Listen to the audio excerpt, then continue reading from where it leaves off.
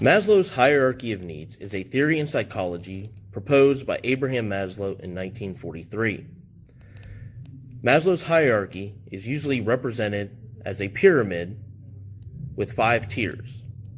The first tier is one's physiological needs such as food, water, sleep, and shelter.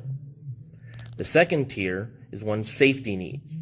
Safety needs include personal, emotional, and financial security, as well as health and well-being.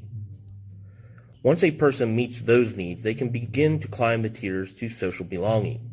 Social belonging includes friendships, intimacy, and family. From there, a person can move to the 4th tier of self-esteem, and finally the last tier of self-actualization.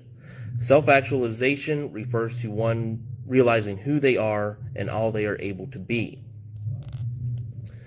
I want to focus on the first 2 tiers and how poverty can affect students fulfilling those needs.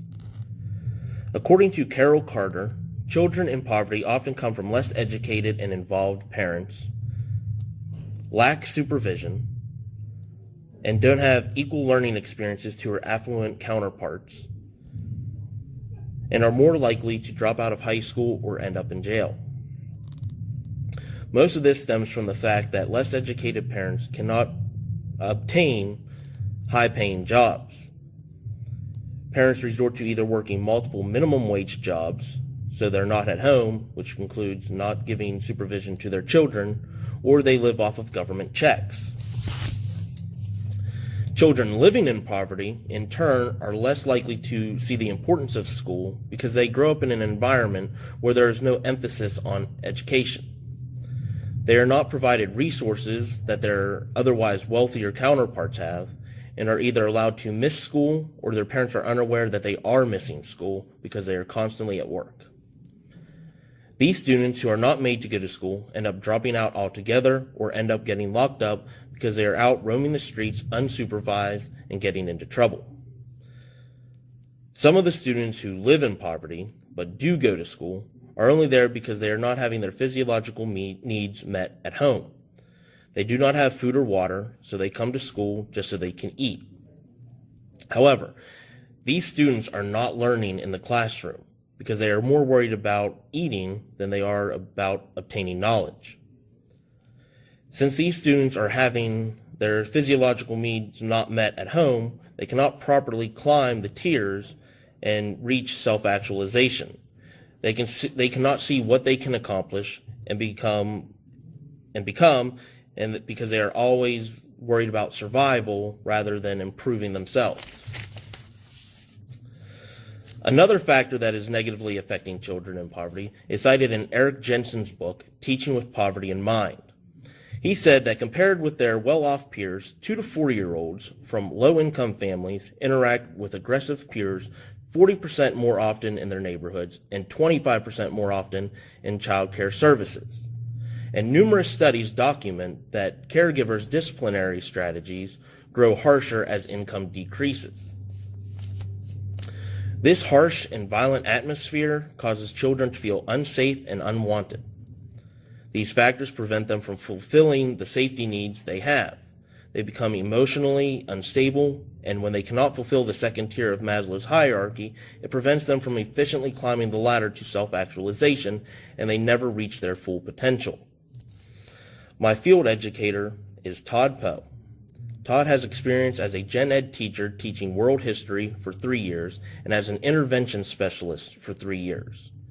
He has firsthand experience in dealing with many students from poverty. I want to bring him in to bring some insight to these issues. Thank you, Todd, for taking this time to join me. Now, we know that poverty is a huge issue going on in schools and society as a whole. What I want to know is how much or to what extent do you believe poverty affects students when it comes to meeting the physiological and safety needs laid out in Maslow's hierarchy of needs and their progression toward self-actualization? I believe that it is greatly affecting the students to a point that we as teachers don't factor it into our daily lessons how much it is impacting them. Students who are not having their needs met at home, not enough food, sleep, proper shelter, etc., not focused on school. They don't have the proper balance of diet and rest to be performing at their best, so they come to school tired and hungry. Learning is not their top priority. I would say that their mind would not be at ease and conducive to learning because they're thinking about where their next meal will come from, where they'll be sleeping at night, and all the other factors outside of school that impact their lives. School is one place they can get 2 meals. For example, here they can get breakfast for free and lunch.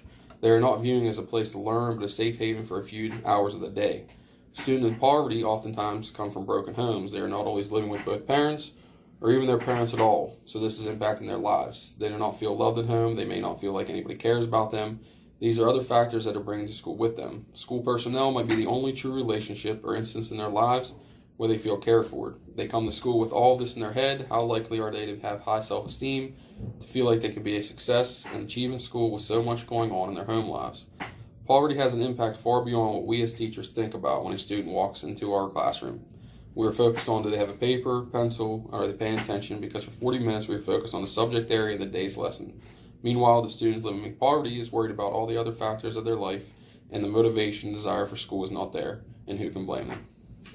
I like that you picked up on the fact that a lot of the students from poverty only see support at the schools. You know, they don't have that background at home of people caring for them, and they really do only have the teachers and staff at the schools that actually try to support their education and improve them. But what do you think teachers, schools, and society in general can do to assist those in poverty to help meet those physiological and safety needs? I would say that schools have taken a fairly decent approach to helping those in need. A lot of schools have implemented free breakfast for all students, not just those needing assistance. They have the free and reduced lunch for those who have financial difficulties. At the elementary level in some districts, they will pack backpacks with a few meals to help families get through the weekend. So I believe that schools are well equipped on the nutritional aspect as far as getting them food, helping families, as I mentioned. But the difficulty comes with housing, proper shelter. That costs a lot more money and takes a lot more resources to make happen. So that is an area that I feel is lacking, that we as professionals in the school setting sometimes have difficulty making that a success or finding a place for them to have shelter. I believe that we could, as schools, work better with organizations like the Salvation Army, for example, to make sure students who are homeless are finding shelter at night. They have a place to go and not sleeping on the street, bouncing from house to house, or sleeping in their vehicles.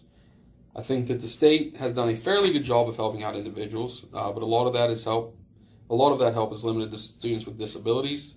Not every student that needs help has a disability, so they do not always qualify for the services provided by the state.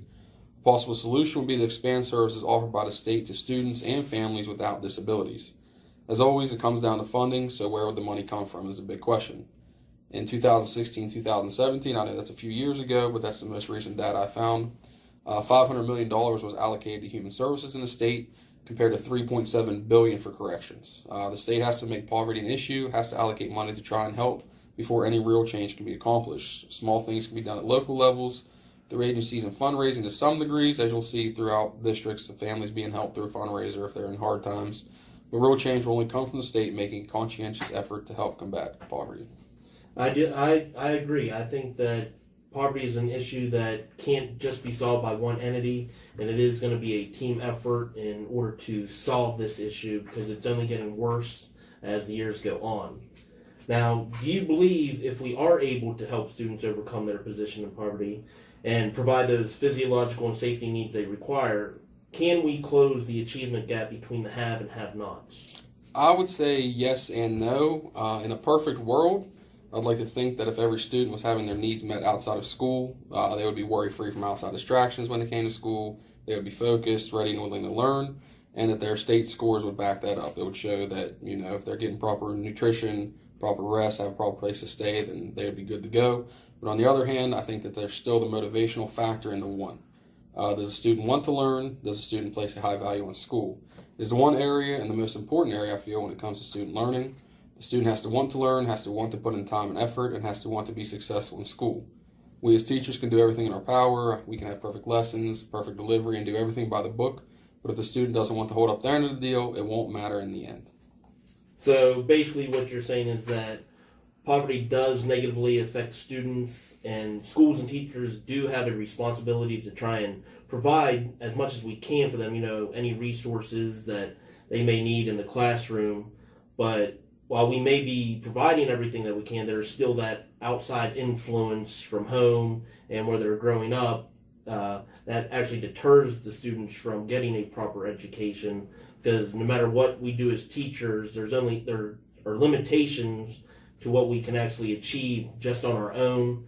And the most we can really do is provide the proper resources to our students and try to give as much motivation as we can.